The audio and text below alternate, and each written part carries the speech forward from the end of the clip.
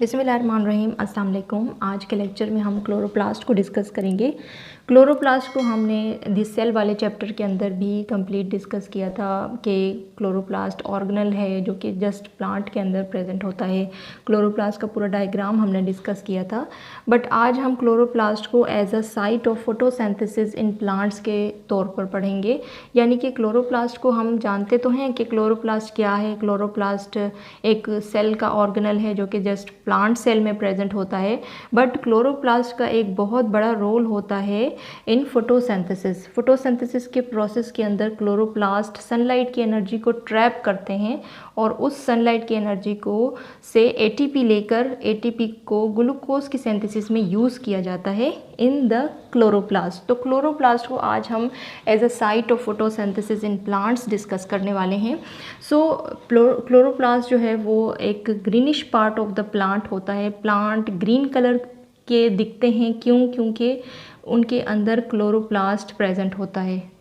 Plants के हर cell के अंदर क्लोरोप्लास्ट के ऑर्गेनल्स मौजूद होते हैं जिसकी वजह से प्लांट्स ग्रीन कलर के दिखते हैं। और प्लांट्स के अंदर जो भी ग्रीनिश पार्ट होता है उसके अंदर ज़्यादा से ज़्यादा फोटोसिंथेसिस का प्रोसेस हो रहा होता है। जैसे कि प्लांट्स के अंदर जो लीव्स वाला सेक्शन होता है, लीव्स के अंदर सबसे ज़्यादा फोटोसिंथेसिस का प्रोसेस हो रहा होता है क्योंकि प्लांट्स के अंदर लीव्स ज़्यादा प्रेजेंट होते हैं। जबकि स्टेम वगैरह के अंदर भी फोटोसिंथेसिस का प्रोसेस होता है बट लीव्स के अंदर जो है वो सबसे ज़्यादा मेजर साइट ऑफ फोटोसिंथेसिस है। ये chloroplast are present in mesophyll cells. Chloroplast जो है वो मीजोफिल सेल्स के अंदर प्रेजेंट होते हैं। जैसे कि ये प्लांट का एक लीफ का स्ट्रक्चर है जिसे हमने डाइसेक्ट करके दिखाया है अंडर अ माइक्रोस्कोप। ये इनकी डायग्राम दिखती है। लीव्स के जो सरफेस पे एक लेयर होती है उसे हम क्यूटिकल लेयर कहते हैं। शाइनी लेयर होती है जिसकी वजह से प्लांट्स के जो लीफ होते हैं वो शाइन देते हैं। ये क्यूटिकल लेयर के बिल्कुल ही नीचे एपिडर्मिस की एक लेयर होती है। ये सेल्स होते हैं और इन सेल्स के नीचे मीजोफिल सेल्स होते हैं जिसे हम मीजोफिल टिश्यूज़ कहते हैं। ये डिवाइडिंग सेल्स होते हैं और ये डिवाइडिंग सेल्स जो हैं वो आपस में मिलकर टिश्यूज़ बनाते हैं जिसे हम मीजोफिल टिश्यूज़ कहते हैं। इन मीजोफिल टिश्यूज़ का क्या काम है? इन मीजोफिल टिश्यूज़ के अंदर जो एक एक सेल्स होते हैं ये प्लांट के सेल्स होते हैं जिनके अंदर क्लोरोप्लास्ट सबसे ज़्यादा प्रेजेंट होते हैं। यानी कि एक मीजोफिल के अंदर 20 to 100 क्लोरोप्लास्ट मौजूद होंगे। यानी कि ये जो मीजोफिल की एक लेयर आपको नज़र आ रही है इसके अंदर हर एक सेल के अंदर 3 या 4 मीजोफिल प्रेजेंट होंगे। तो आप काउंट लगा लें कि ये मीजोफिल की जो एक टिश्यू की लेयर है उसके अंदर 20 to 100 क्लोरोप्लास्ट प्रेजेंट होते हैं। और मीजोफिल के अंदर जो एक सेल है उसको हमने यहाँ पर मैग्नीफाई करके दिखाया है कि ये एक प्लांट सेल है जिसका वैक्यूल है, न्यूक्लियस है और इनके अंदर कुछ क्लोरोप्लास्ट मौजूद हैं। तो इस क्लोरोप्लास्ट को यहाँ पर हाईलाइट किया गया है। ये क्लोरोप्लास्ट की एक्चुअल डायग्राम है। जो डबल मेम्ब्रेन की लेयर होती है क्लोरोप्लास्ट के अंदर, एक आउटर मेम्ब्रेन होती है और एक इनर मेम्ब्रेन। और इसके अंदर जो एक फ्लूइड फिल्ड स्ट्रक्चर है यानी कि फ्लूइड फिल्ड होता है, इसके अंदर ट्रांसपेरेंट फ्लूइड होता है जिसे हम स्ट्रोमा कहते हैं। और स्ट्रोमा के अंदर जो है वो थैलोकाइड सस्पेंडेड होते हैं। अब थैलोकाइड क्या है? थैलोकाइड के बंडल्स होते हैं। थैलोकाइड डिस्क शेप स्ट्रक्चर होता है, फ्लैट डिस्क की तरह डिस्क नुमा स्ट्रक्चर है ये, जिसकी एक कॉलम बनी होती है, एक दूसरे के ऊपर स्टैक्ड होते हैं। स्टैक्ड हम बंडल्स को कहते हैं। तो एक जो है वो थैलोकाइड जो है दूसरे थैलोकाइड के ऊपर बंडल नुमा दिखते हैं जिसे हम ग्रेनम कहते हैं। अगर सिंगल एक कॉलम है जिसके अंदर एक दूसरे के ऊपर थैलोकाइड स्टैक्ड हैं उसे हम ग्रेनम कहेंगे। और अगर हम तीनों कॉलम को अगर एक साथ देखें तो हम कहेंगे कि ये ग्रेना है। इस तरह के जस्ट मैंने 3 ड्रा किए हैं बट इस तरह के बहुत सारे इस क्लोरोप्लास्ट के अंदर प्रेजेंट होते हैं थैलोकाइड स्टैक्ड।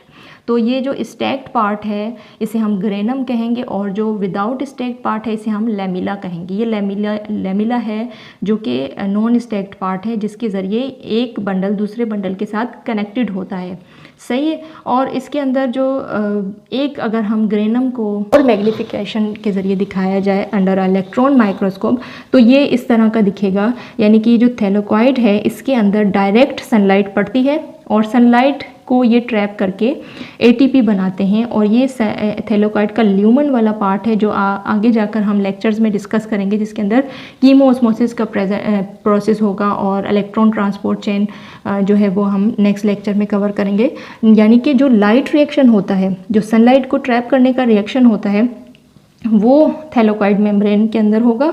और थैलेकॉइड से जब एटीपी बन जाते हैं सनलाइट को ट्रैप करके, तो वो एटीपी जो है वो स्ट्रोमा में भेजे जाते हैं और स्ट्रोमा के अंदर ग्लूकोज की सिंथेसिस होती है। तो कार्बन डाइऑक्साइड, वाटर और एटीपी आपस में मिलकर यहाँ पर स्ट्रोमा के अंदर ग्लूकोज बनाएंगे, जो कि ये पोर्शन स्ट्रोमा का है, जो कि एक डार्क रिएक्शन है जिसके अंदर सनलाइट की ज़रूरत नहीं होती। सनलाइट की ज़रूरत होती ही थैलेकॉइड मेम्ब्रेन के अंदर है, क्योंकि सारा का सारा काम ही थैलेकॉइड का है। तो सबसे ज़्यादा मेजर पार्ट जो है क्लोरोप्लास्ट के अंदर फोटोसिंथेसिस का, वो थैलेकॉइड है। तो थैलेकॉइड के अंदर क्या हो रहा है, फोटोसिंथेसिस का प्रोसेस हो रहा है। फोटोसिंथेसिस के ज़रिए क्या किया जा रहा है, सनलाइट को ट्रैप करके एटीपी बनाए जा रहे हैं और उन एटीपी एनर्जी, एटीपी क्या होते हैं, एनर्जी होती है, उस एनर्जी को यूज़ किया जाता है for the synthesis of glucose, या फिर आप शुगर भी कह सकते हैं। तो स्ट्रोमा में शुगर या फिर ग्लूकोज बनाया जाता है। सो इस तरह से मैं आपको पढ़कर भी समझा लेती हूँ। Chloroplast is a double membrane organelle which is filled with fluid stroma. तो एक डबल मेम्ब्रेन ऑर्गेनल है क्लोरोप्लास्ट, जो कि ग्रीन कलर का होता है। प्लांट्स के अंदर जितना भी ग्रीनिश पार्ट होता है, वो पिगमेंट जो है वो क्लोरोप्लास्ट की वजह से, जो ग्रीन पिगमेंट है वो क्लोरोप्लास्ट की वजह से मौजूद होता है, जो कि डबल मेम्ब्रेन स्ट्रक्चर है। उसके अंदर एक फ्लूइड फील्ड है ट्रांसपेरेंट, जिसे हम स्ट्रोमा कहते हैं। इन स्ट्रोमा शुगर या फिर ग्लूकोज कह सकते हैं, is synthesized by using ATP या फिर NADPH। एटीपी और NADPH जो है वो इलेक्ट्रॉन ट्रांसपोर्ट चेन के जरिए बनाया जाएगा, जो कि यूज़ किया जाएगा ग्लूकोज की सिंथेसिस के लिए in the stroma. In stroma flat disc like sacs are present called thylakoid. तो disc, flat disc like thallus मौजूद होता है, जिसको हम थैलेकॉइड कहते हैं।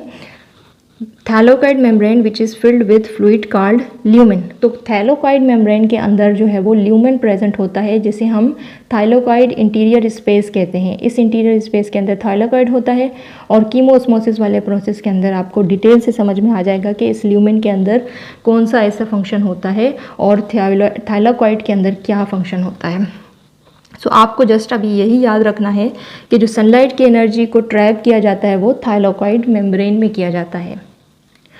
Thylakoid sacs are stacked in a column called grana, और सिंगुलर कहेंगे तो ग्रेनम। तो एक थाइलोकॉइड का जो स्टेक है, एक बंडल है, उसको, एक बंडल को हम कहेंगे ग्रेनम, और कंप्लीटली सब बंडल को मिलाकर हम प्लूरली कहेंगे तो हम कहेंगे ये ग्रेना है, यानी कि जो एक्चुअल थाइलोकॉइड है वही ग्रेनम है।